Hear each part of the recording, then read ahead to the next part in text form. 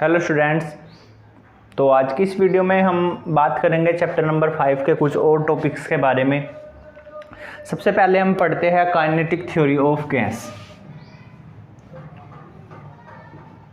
Kinetic theory of gas, ठीक है, यानी कि गैसों का अणुगति सिद्धांत। गैसों का अणुगति सिद्धांत। तो गैसों का अणुगति सिद्धांत सबसे पहले तो दिया किसने था? तो जो ये नियम है, इस नियम में हम दो नियम की बात करते हैं। पहला है बॉयल, यानी कि P प्रोपोर्शनल टू 1/V, और दूसरा है चार्ल्स, यानी V प्रोपोर्शनल टू T। ठीक है, इन दो नियम के आधार पर, इन दो नियम है और जो और गैस नियम है उनके आधार पर ये सिद्धांत दिया गया। ठीक है, ये सिद्धांत दिया किसने था? इस सिद्धांत का जो प्रतिपादन है वो किया था क्लॉसियस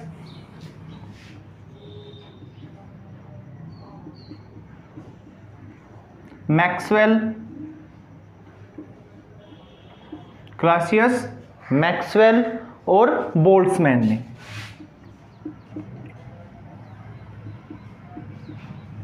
ठीक है, तीन वैज्ञानिक, क्लॉसियस, मैक्सवेल और बोल्ट्जमैन।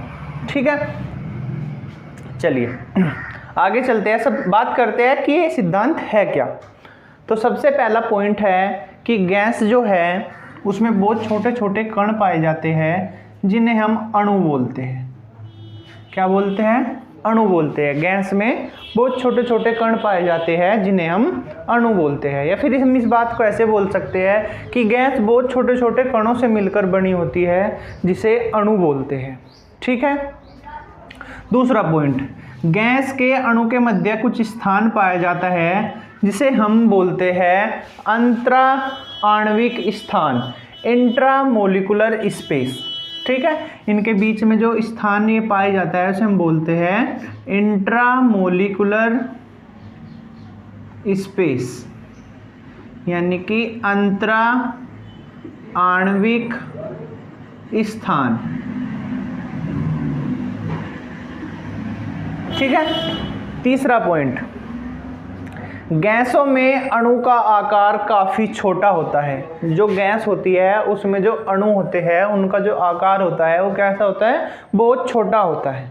ठीक है, इसीलिए इसी कारण से अगर गैस का आयतन, किसी पूरी गैस का आयतन और एक अणु के आयतन के बारे में बात करें तो एक अणु का आयतन गैस के आयतन के मुकाबले नगण्य होता है, बिल्कुल बहुत छोटा होता है। ठीक है, अगला पॉइंट, गैस के जो अणु हैं, गैस के जो अणु हैं वे एक दूसरे को आकर्षित नहीं करते, इनके बीच में इंट्रैक्शन नहीं पाया जाता।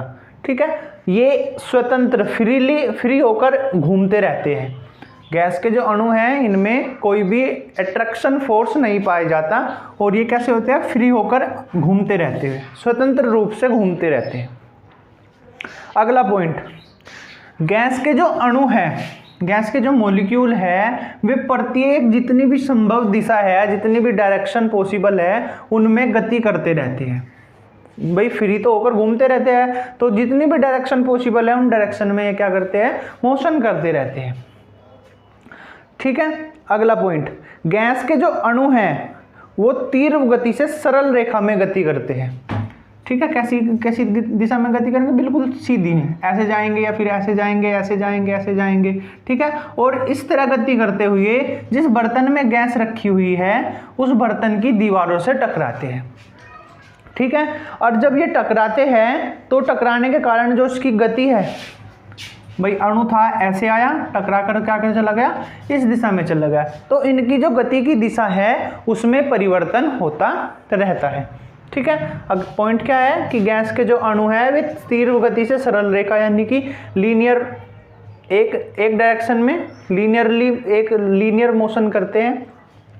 एक किस तरह से? जैसे एक ही दिशा में, ऐसे नहीं कि भाई ऐसे चल रहे हैं, नहीं, सिर्फ एक ही विमीय गति करते हैं। ठीक है, तीर एक सरल रेखा में एक स्ट्रेट लाइन के थ्रू ये गति करते हैं, और जब गति करेंगे तो बर्तन की दीवार से टकराएंगे, और टकराने के बाद क्या होगी, इनकी जो गति की दिशा है वो परिवर्तित हो जाती है।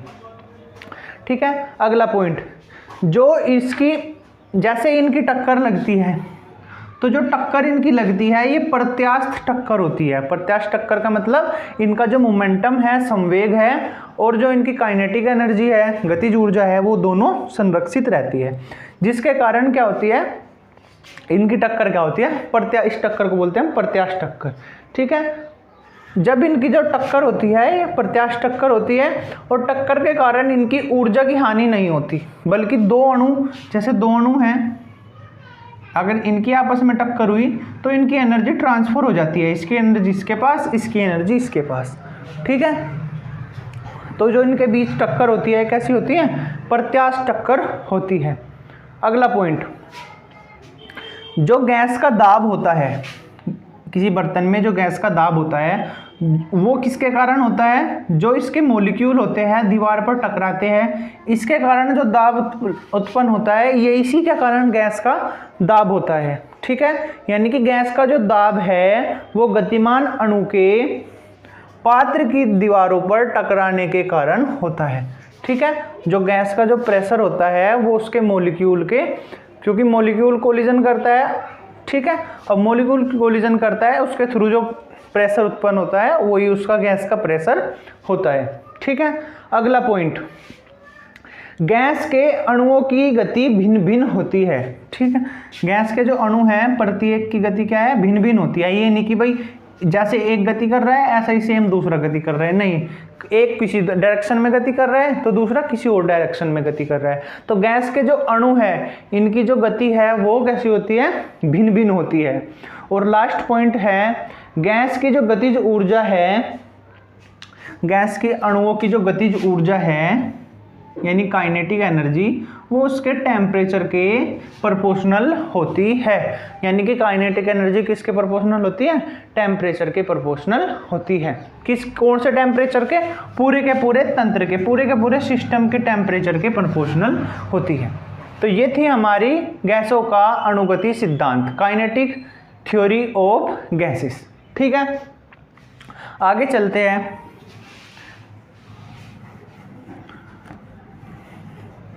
अगला टॉपिक पढ़ते हैं, काइनेटिक गैस इक्वेशन।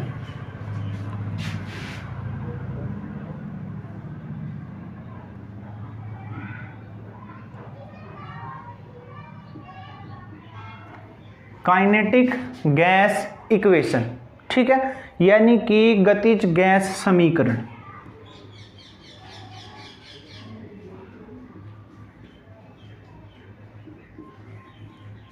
गतिज गैस समीकरण, गतिज गैस समीकरण क्या है, गैसों की अभिधारणा जो हमारी काइनेटिक थ्योरी है इसके आधार पर एक इक्वेशन दी गई, उस इक्वेशन को ही हम बोलते हैं गतिज गैस समीकरण, और वो है PV = 1/3 mNv²। PV = 1/3 mNv², या फिर v² की जगह हम u² का भी यूज कर सकते हैं। ठीक है, v और u दोनों क्या है, वेलोसिटी है, किसी का भी यूज हम कर सकते हैं। जहां पर p क्या है, p क्या है, प्रेशर है, दाब है गैस का। ठीक है, v क्या है, v गैस का आयतन है। ठीक है, m क्या है, एक अणु का मोलिकुलर वेट है, अणुभार है। ठीक है, m क्या है, किसी गैस के एक अणु का मोलिकुलर वेट, गैस के एक अणु का भार है। ठीक है, सॉरी कि m जो है वो है वेट। ठीक है, भार है किसी भी गैस के एक अणु का। ठीक है, u की बात करें, u क्या है, वेलोसिटी है किसकी, अणु की। ठीक है, u क्या है, वेलोसिटी है, u क्या है, वेलोसिटी है किसकी, अणु की। और n क्या है, number of molecule present in कहीं में वॉल्यूम में। ठीक है, तो वॉल्यूम, v वॉल्यूम में जितने भी नंबर ऑफ मोलिक्यूल है किसी भी गैस के, वो उसे हम कहीं से डिनोट करते हैं n से। तो गैस के अणुगति सिद्धांत यानी कि काइनेटिक थ्योरी ऑफ गैस के आधार पर एक समीकरण दी गई जिसे हम बोलते हैं गतिज गैस समीकरण। क्या है? PV equal to 1/3 mn/u²। P क्या है? गैस का प्रेशर। V क्या है? गैस का आयतन। M क्या है? गैस के एक अणु का वेट भार है। U क्या है? गैस के अणु की वेलोसिटी है। N क्या है? V वॉल्यूम में, V आयतन में अणुओं की संख्या, V आयतन में गैस के अणुओं की संख्या। तो इसे हम बोलते हैं क्या? गतिज गैस समीकरण। और अगर हम बात करें, अगर हम ये कहें कि उसमें जो है, अगर हम एक मोल की बात करें, अब एक मोल में कितने मॉलिक्यूल होते हैं? एवोगैड्रो संख्या के बराबर कितना? 6.022 मल्टीप्लाई 10⁻23। तब हमारी इक्वेशन क्या होगी? PV इक्वल टू 1/3 m और यहाँ पर कैपिटल N आ जाएगा। ठीक है, ये किसके लिए बात कर रहे हैं? एक मोल के लिए। एक मोल में कितने नंबर ऑफ आयन होते हैं, कितने नंबर ऑफ मॉलिक्यूल होते हैं? 6.022 मल्टीप्लाई 10⁻23। इसे हम क्या बोलते हैं? Avogadro number. ठीक है, तो ये थी हमारी काइनेटिक गैस इक्वेशन। आगे चलते हैं, पढ़ते हैं total kinetic energy of 1 mole of gas. Total kinetic energy of 1 mole of gas. ठीक है, यानी कि गैस के एक मोल की कुल गतिज ऊर्जा, गैस के एक मोल की कुल गतिज ऊर्जा।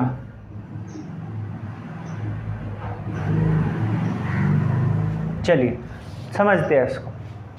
सबसे पहले अगर मान लीजिए कोई गैस है, एक मोल की एक मोल अणु की बात कर रहे हैं, एक मोल की बात कर रहे हैं। सबसे पहले मैं एक अणु की बात करता हूँ। मान लीजिए कोई अणु है किसी गैस का और इसकी वेलोसिटी है u और इसका जो वेट है वो है m, इसका मास है m। तो जो काइनेटिक एनर्जी होगी E के इक्वल टू कितनी होगी? 1/2 mu²। ठीक है भाई, गतिज ऊर्जा क्या होती है? मास और वेलोसिटी के स्क्वायर का मल्टीप्लिकेशन का हाफ, यानी कि द्रव्यमान और वेग के वर्ग के गुणनफल का आधा। उसे हम क्या बोलते हैं? गतिज ऊर्जा बोलते हैं। E इक्वल टू 1/, आपने ये फॉर्मूला पढ़ा होगा। E इक्वल टू, E की जगह हम K का यूज कर लेते हैं फिजिक्स में, 1/2 mv²। सेम वही बात है, K की जगह मैंने E लिख लिया, इक्वल टू 1/2 mu²। ठीक है, और अगर मैं एक मोल की बात करूं, अब एक मोल की बात करने के लिए क्या होगा? इसमें एवोगैड्रो नंबर से इसमें गुणा हो जाएगी, तो mn/u²। ठीक है, E के इक्वल टू कितना हो जाएगा? 1/2 mn/u²। ये किसके लिए है? एक मोल के लिए, फॉर 1 मोल। E के इक्वल टू 1/2 mn/u²। ठीक है, चूंकि हमने अभी एक इक्वेशन पढ़ी काइनेटिक गैस इक्वेशन, क्या थी? PV equal to 1/3 mn/u²। ठीक है, मैंने इसमें क्या करा? 2 से तो ऊपर गुणा कर ली, 2 से नीचे गुणा कर ली।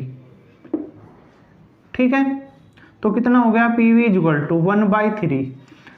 ठीक है, 1/3 2 की मल्टीप्लाई भी करी मैंने, कुछ इसे इस तरह लिख लिया, इस 2 को तो यहाँ पर लिख लिया और इसे इस तरह लिख लिया, 1/2 mn/u²। ये इक्वेशन फर्स्ट और ये इक्वेशन सेकंड। ठीक है, पहली और दूसरी समीकरण से from equation first and second, PV equal to 2/3, ये किसकी वैल्यू है? E के की, तो यहाँ पर क्या लिख लेंगे? E के। ठीक है, चूंकि एक मोल के लिए PV इक्वल टू होता है RT, आइडल गैस इक्वेशन।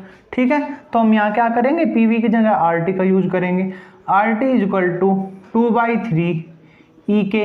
ठीक है, और इसे यहाँ ले जाएंगे, इसे यहाँ पर 3/2 RT इक्वल टू E के, यानी कि E के इक्वल टू कितना होगा? 3/2 RT। ठीक है, 3/2 RT। यही हमारा क्या है, गतिज ऊर्जा, सॉरी काइनेटिक थ्योरी का लास्ट जो हमारे पॉइंट है वो यही है कि जो गतिज ऊर्जा है वो किसके प्रोपोर्शनल होती है, टेम्परेचर के प्रोपोर्शनल होती है, यहीं से ही आया है वो। तो E के इक्वल टू 3/2 RT, ठीक है, यानी गतिज ऊर्जा इक्वल टू, यहाँ पर E के क्या है, काइनेटिक एनर्जी या गतिज ऊर्जा है, R क्या है, गैस कांस्टेंट है, और T क्या है, हमारा टेम्परेचर है पूरे के पूरे सिस्टम का। ठीक है, ये थी हमारी kinetic, total kinetic energy of 1 mole of gas. ठीक है, आगे चलते हैं, पढ़ते हैं एवरेज वेलोसिटी के बारे में।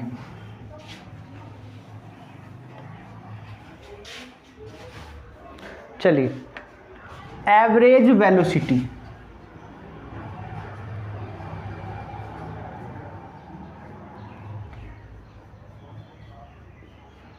यानी कि औसत वेग। औसत वेग को समझेंगे, मान लीजिए कोई गैस है और इसमें इसके जो मॉलिक्यूल है वे M1 M2 M3 dash dash dash Mn, इतने इसमें मॉलिक्यूल है, और इनकी वेलोसिटी है U1 U2 U3 और UN dash dash dash UN। ठीक है, तो औसत वेग क्या होता है, औसत वेग को हम U बार या UAV से डिनोट करते हैं, या तो U बार से या फिर U एवरेज से। ठीक है, इन दो से हम डिनोट करते हैं। होता क्या है भाई, जितनी भी इसमें मॉलिक्यूल है उनकी वेलोसिटी का एवरेज ही क्या कहलाता है, एवरेज वेलोसिटी। अब एवरेज कैसे निकालते हैं, U1 plus U2 plus U3 कहाँ तक, UN तक, और अपॉन N। क्यों, क्योंकि नंबर ऑफ मॉलिक्यूल कितने हैं, N से डिवाइड कर दिया, ये उसका एवरेज आ गया। तो जो वेलोसिटी है उनका एवरेज ही क्या कहलाता है, एवरेज वेलोसिटी कहलाता है। ठीक है, ये था हमारा एवरेज वेलोसिटी। क्या, कि जितने भी मॉलिक्यूल है किसी भी गैस में उनकी वेलोसिटी का एवरेज क्या कहलाता है, एवरेज वेलोसिटी कहलाता है। ठीक है, एक और फॉर्मूला इसका होता है U bar equal to under root, U bar equal to under root 8RT upon pi M। ये इसका एक और फॉर्मूला होता है। ठीक है, जहाँ R क्या है, गैस कांस्टेंट, T टेम्परेचर, और M क्या है, M क्या है, गैस का मोलिकुलर वेट, जो गैस है हमारा उसका मोलिकुलर वेट। उससे भी हम किसी गैस की एवरेज वेलोसिटी निकाल सकते हैं, और पाई की वैल्यू तो आपको पता ही है 22/7 या 3.14। ठीक है, आगे चलते हैं, root mean square velocity. Root mean square velocity, ठीक है, यानी कि वर्ग माध्य मूल वेग। ठीक है, वर्ग माध्य मूल वेग। ठीक है, इसके बारे में समझते हैं क्या होता है।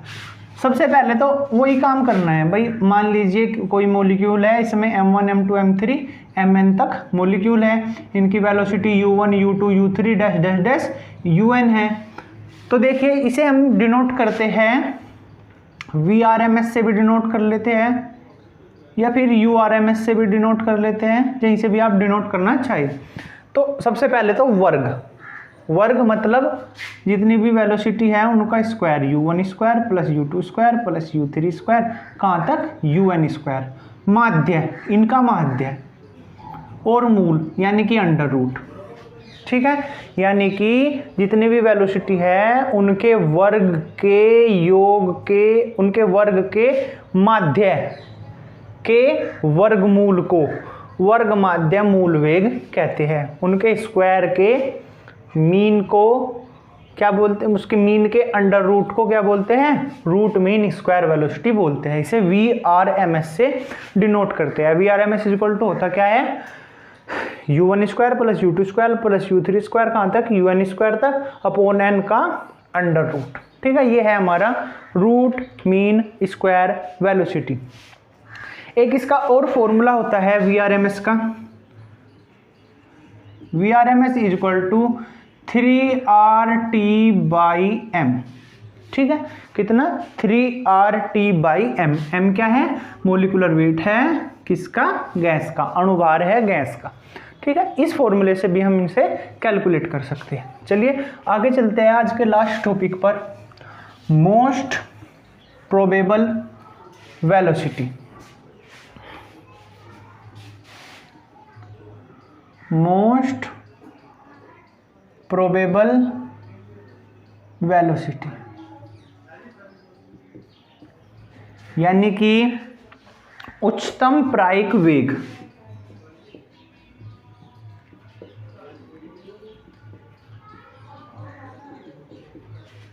उच्चतम प्रायिक वेग, ठीक है, इसे हम अल्फा से डिनोट कर सकते हैं। ठीक है, या तो अल्फा से डिनोट करते हैं या फिर हम इसे UMP से भी डिनोट करते हैं, मोस्ट प्रोबेबल। ठीक है, या तो अल्फा से या फिर UMP से। होता क्या है कि किसी गैस का भाई कोई गैस है, इसमें बहुत सारे मॉलिक्यूल है। मान लीजिए पहले की वेलोसिटी 5 मीटर पर सेकंड है, इसकी 10 है, इसकी 10 है, इसकी 10 है, इसकी 5 है, इसकी 8 है, इसकी 10 है, इसकी 7 है, इसकी 3 है। तो हम क्या करते हैं, ज़्यादातर मॉलिक्यूल की जितनी वेलोसिटी होती है हम उसे क्या बोलते हैं, मोस्ट प्रोबेबल वेलोसिटी। तो यहाँ पर जो अल्फा की वैल्यू होगी वो कितनी होगी, 10, क्योंकि 10 बहुत बार आया है। तो जौन सा भी हमारा वेलोसिटी ज़्यादा बार आया है उसे हम बोलते हैं मोस्ट प्रोबेबल वेलोसिटी। यानी कि किसी गैस की, अणुओं की जो वेग ज़्यादा बार पाया जाता है उसे हम क्या बोलते हैं, उच्चतम प्रायिक वेग। ठीक है, और इसका एक फॉर्मूला होता है अल्फा = √2RT/m। कितना? Alpha = 2RT/m। ठीक है, हमने अभी शुरू में एक फॉर्मूला पढ़ा U बार का, क्या था? √8RT/m। फिर हमने VRMS का पढ़ा √3RT/m। और अब हमने पढ़ा अल्फा का। ठीक है, अब हमने अल्फा का फॉर्मूला पढ़ा √2RT/m। ठीक है, अगर मैं इनमें रिलेशन देखूं, क्या रिलेशन है, तो अगर मैं इनका अनुपात निकालूं, रेशो निकालूं, U बार अनुपात VRMS अनुपात अल्फा = कितना होगा, 8RT/m अनुपात 3RT/m अनुपात 2RT/m। ठीक है, और यहाँ से हमारा RT/m कट जाएगा, यानी 8/π√3√2। ठीक है, और अगर हम इसे सोल्व करें तो जो हमारी वैल्यू होगी वो कितनी होगी, इसकी वैल्यू लगभग होती है 1.596, √3 की वैल्यू 1.73 और √2 की वैल्यू 1.414। तो ये इनका आपस में रेशो आता है। कभी कभी पेपर में पूछ लिया जाता है कि इनके बीच में रिलेशन बताओ, तो आपको वहाँ पर ये इतना करना होगा। ठीक है, चलिए, तो ये था हमारा मोस्ट प्रोबेबल वेलोसिटी और सभी जो वेलोसिटी हमने पढ़ी, तीनों वेलोसिटी, उनमें रिलेशन।